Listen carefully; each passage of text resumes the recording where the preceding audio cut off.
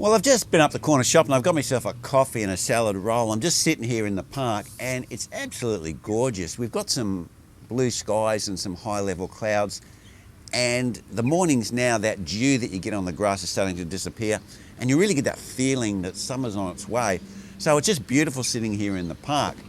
But the subject today that we want to talk about is that should rim brakes be banned from club rides like sportives and also, like your local crit race and those sorts of things. And I have had some inside information where people are basically saying that committees are talking about this. I don't believe anything's been implemented yet, but there has been discussions that they may move this way. So let's roll an intro and let's have a bit of discussion about what this could mean, and is the risk really that significant that they should make such a move?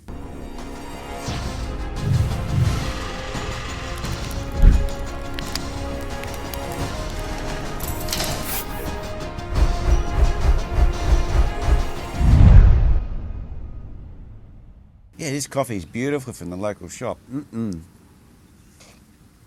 Anyway, subject of today is, should rim brakes be banned in sportives and crits and club rides because they have a performance deficit?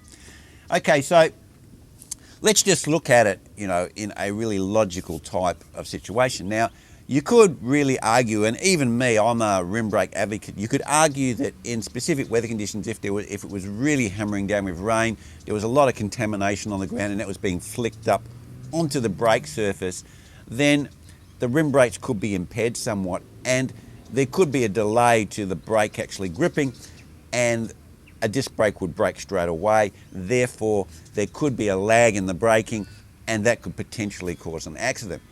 So we could probably argue that, but we're talking about a crit racing at a lower level, or we're talking about a sportive ride, and a lot of people are doing this. It's not about winning sheep stations, it's more fun.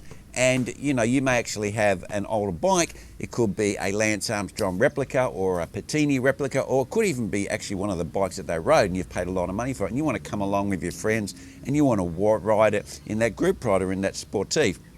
But the committee's decided that any bikes that are rim brake, and let's face it, a lot of bikes that were very high end brakes, even up to like 5 years ago, were still rim brake. So you basically cutting out all of these people who've owned these bikes. You're saying you've got to go out and buy a new bike. You can't use your old Specialized look, whatever brand, Giant, because it's got rim brakes, even though it's only 5 years old.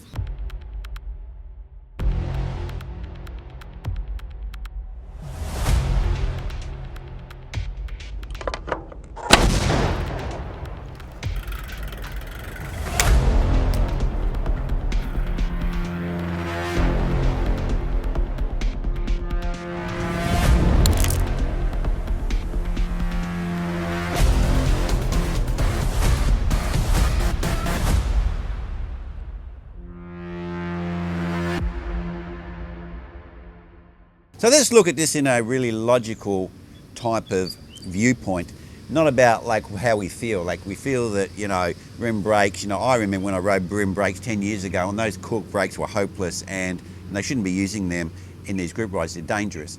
That is really opinion, okay? That's your personal experience and it's your opinion that they're crap and you don't want them in the group ride. So, and you could be on the committee and you could be putting that argument forward. But let's just have a look at it logically when we look at risk and safety.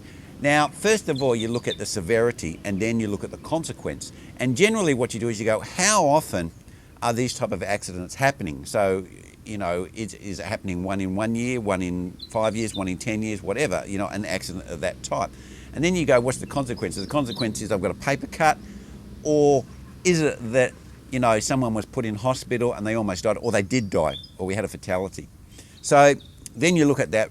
Usually when you do safety, there's a risk matrix that you do, and what you do is you try to reduce one of those consequences. So you may reduce the consequence of the injury, or you may reduce the consequence of it, the repeatability of that incident happening, and that's what they're trying to do here. They're trying to say, hey, look, we all use disc brakes stop better, blah, blah, blah. Therefore, that we are reducing the the amount of time that this accident would probably happen.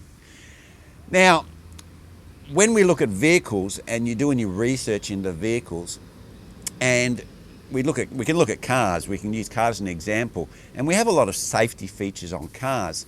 And you know, we've got ABS and we've got power assisted disc brakes, you know, we've got airbags and we've got all that sort of stuff.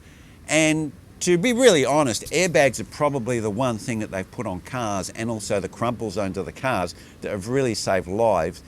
Accidents in themselves, I don't think really have decreased, but when people have an accident, like if you've got a modern car and you have an accident at 60 kilometres an hour, you have to be pretty unlucky to die. The cars and the technology in the cars really is going to save your life. And most accidents with cars are caused by human error, not by a failure of equipment on the car. The cars are pretty reliable. It's not that you hear that, oh, someone was killed on the freeway because his braking system failed, or that a wheel fell off, or whatever. Accidents associated with that, those sorts of mechanical failures, are generally not what causes accidents. They may cause someone to break down, but they don't actually cause injury or accidents. Usually accidents are caused by behavioural, you know, an attitude of the driver, and they make an error, you know, go for a red light, or he doesn't stop at a stop sign, blah, blah, blah. And that's why we have road rules, to try and encourage people not to do those things, not to take more risks than necessary. And I think you can apply this type of logic to cycling in a group or in a crit race. So if we look at it that way, we would have to say that the person riding the bike and riding in the close proximity to each other, someone's not quite watching where they're going, that someone doesn't call out a stick that's in front of the group, or a cat runs out or something like that, and then you can't stop quicker. Is it really the brakes, or is it the cat runs out, or is it the stick, or is it the brakes? And I would generally say that most of the accidents I've seen with group rides are not to do with bicycle failure or bikes not being able to stop quick enough. It's got to do with people making an error of judgment when they're riding, and then obviously that causes a pile up and then someone's hurt.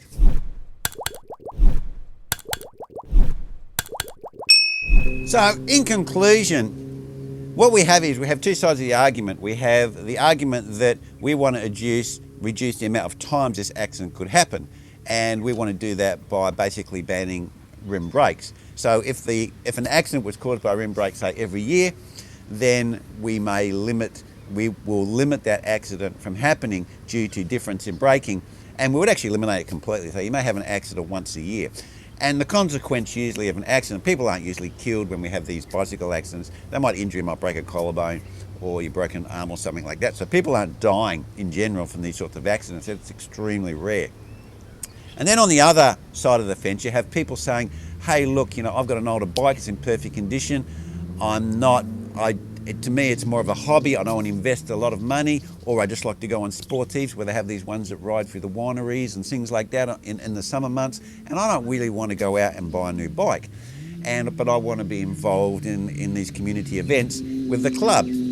So that's the two sides of things. And for me, regardless of whether I'm pro rim brake or pro disc brake, I do really feel that if you look at it logically, the risk associated with someone using a mix of different braking systems, rim brakes to disc brakes, in all weather conditions is relatively low, probably even insignificant. You may have an accident caused like that maybe once every 10 years, if that, in say a country like Australia. It would be very, very low.